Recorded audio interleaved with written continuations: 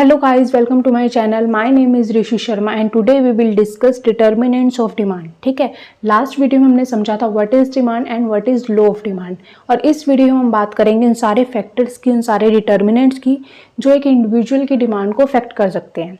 ठीक है, सो पहले तो क्विक रिवीजन ले लेते हैं, डिमांड क्या था और लो ऑफ डिमांड क्या था। तो demand means consumer willingness and ability to purchase and consume something. मतलब अगर कोई भी पर्सन किसी भी चीज को एट अ पर्टिकुलर प्राइस पे खरीदने के लिए रेडी है तो उसी चीज को है डिमांड बोल देते हैं। फिर लॉ ऑफ डिमांड में क्या था? लॉ ऑफ डिमांड जो एक्सप्लेन करता है relationship between price and demand. ठीक है, लॉ ऑफ डिमांड क्या बोलता है कि अगर किसी चीज का प्राइस बढ़ेगा तो उसकी डिमांड जो है कम हो जाएगी, और अगर किसी चीज का प्राइस जो है कम हो जाता है तो ऑब्वियस है उसकी डिमांड जो है बढ़ जाएगी। ठीक है, ये रिलेशन बताता है लॉ ऑफ डिमांड। ठीक है, अब आज की वीडियो में हमने पढ़ना है डिटर्मिनेंट्स ऑफ डिमांड, मतलब प्राइस के अलावा और कौन कौन से फैक्टर हैं जो आपकी डिमांड को अफेक्ट करेंगे। ठीक है, मतलब आपकी डिमांड को बढ़ा भी सकते हैं या कम भी कर सकते हैं। उन सारे फैक्टर्स को जो है हम आज भी इस वीडियो में डिस्कस करेंगे। So without wasting any time चलिए स्टार्ट करते हैं।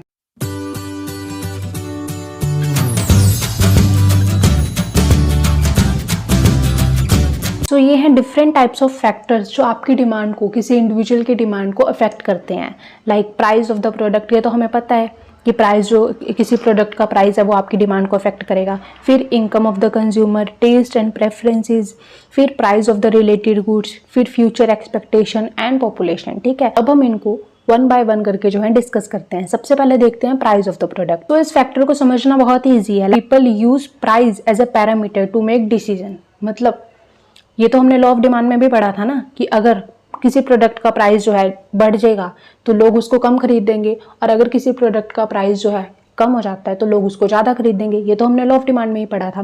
तो ये तो सबसे फर्स्ट फैक्टर आ गया कि कैसे जो है एक प्रोडक्ट का प्राइस जो है अफेक्ट करता है डिमांड को, मतलब कैसे उसके बढ़ने से डिमांड कम हो जाती है और कैसे प्राइस के कम होने से डिमांड जो है बढ़ जाती है। तो ये तो हमने लॉ ऑफ डिमांड में डिस्कस किया था, और यही जो है फर्स्ट फैक्टर है जो किसी की डिमांड, किसी भी इंडिविजुअल की डिमांड को जो है अफेक्ट करता है। उसके बाद आता है इनकम फैक्टर।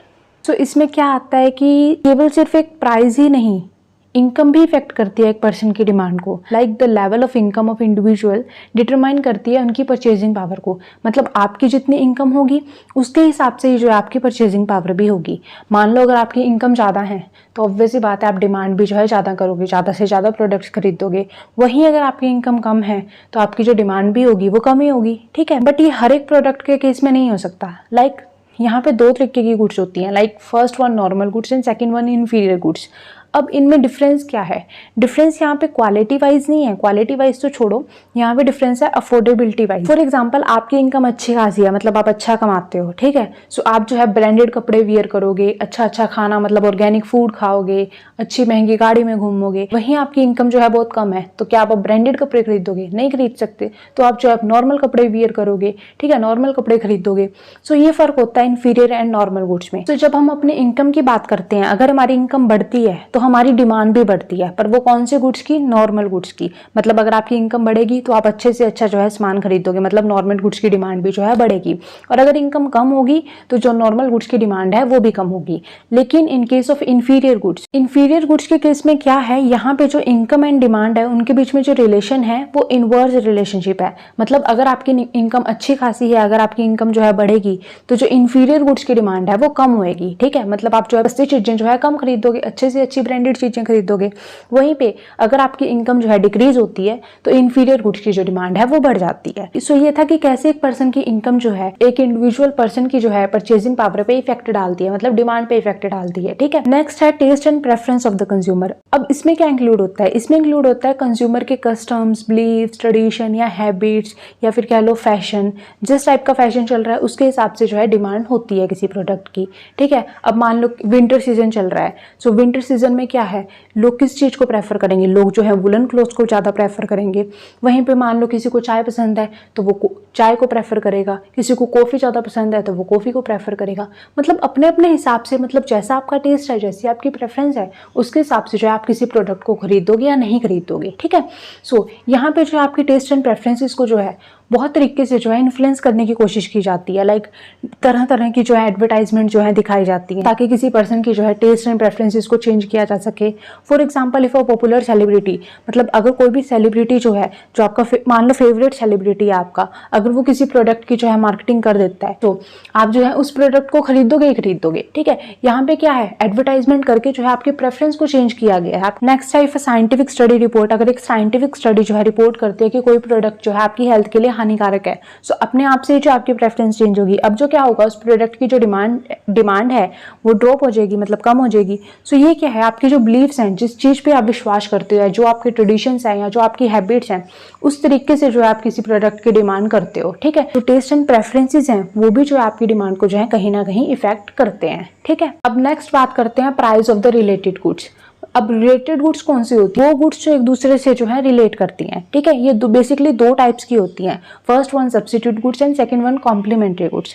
तो पहले पढ़ते हैं सब्स्टिट्यूट गुड्स क्या होती हैं। तो सब्स्टिट्यूट गुड्स क्या होती हैं, जो एक दूसरे को रिप्लेस करती हैं, बिकॉज वो जो है दोनों सेम फंक्शन परफॉर्म कर रही हैं। मतलब कोई भी ऐसी गुड्स जो एक दूसरे को रिप्लेस कर दे, एक दूसरे का सब्स्टिट्यूट बन सकती है, उसको बोलते हैं सब्स्टिट्यूट गुड्स। तो for example Coke and Pepsi. So अगर किसी भी कारण से कोक का प्राइस जो है बढ़ता है तो क्या करोगे आप, जो आपकी डिमांड है वो पेप्सी पे स्विच कर दोगे, मतलब पेप्सी खरीदना चालू कर दोगे। यहाँ पे क्या हुआ, एक प्रोडक्ट का प्राइस बढ़ने से दूसरी प्रोडक्ट की डिमांड भी क्या हुई, बढ़ गई। तो यहाँ पे क्या है, there is a positive relationship.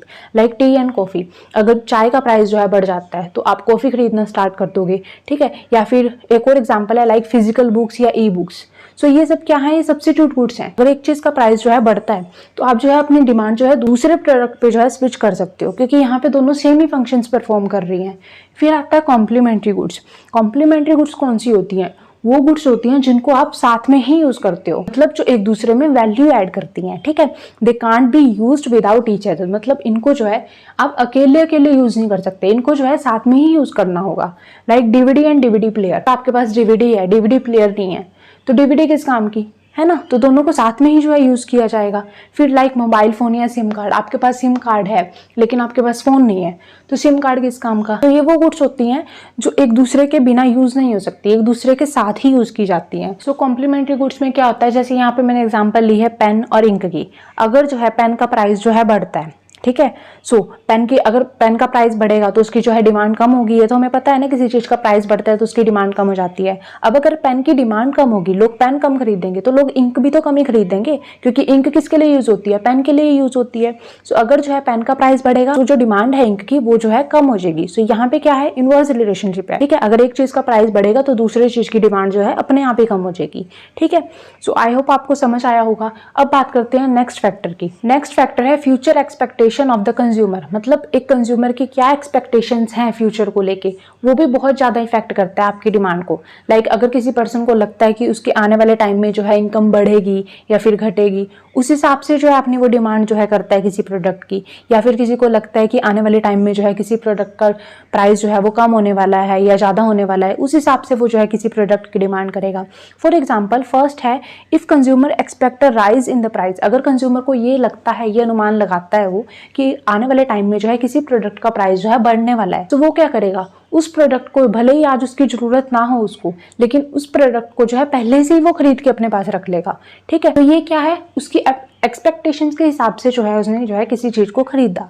फिर इफ कंज्यूमर एक्सपेक्ट, अगर कंज्यूमर एक्सपेक्ट करता है कि आने वाले टाइम में जो है किसी चीज का प्राइस जो है वो गिरने वाला है, मतलब कम होने वाला है, तो वो क्या करेगा, वो चीज आज थोड़ी खरीदेगा। आज जो है प्राइस जो है 10,000 रुपये है, उसको वो एक्सपेक्ट करता है, उसकी एक्सपेक्टेशन क्या है कि आने वाले टाइम में जो है चीज जो है 5,000 रुपये में मिल जाएगी। सो वो क्या करेगा, आज नहीं खरीदेगा उसको, वो आने वाले टाइम में खरीदेगा। मतलब जो अपनी डिमांड है वो स्विच करेगा टू द फ्यूचर। ठीक है, मतलब आने वाले टाइम में उसको खरीदेगा। तो ये क्या है, फ्यूचर एक्सपेक्टेशंस है एक कंज्यूमर की, जो कि एक प्रोडक्ट की डिमांड को जो है अफेक्ट करती हैं। ठीक है, अब बात करते हैं नेक्स्ट फैक्टर की। नेक्स्ट है पॉपुलेशन। पॉपुलेशन मीन्स क्या होता है, population refer to the actual number of individual in a population. मतलब एक्चुअल नंबर ऑफ पीपल जो एक जगह पे रहते हैं उसी को पॉपुलेशन बोलते हैं।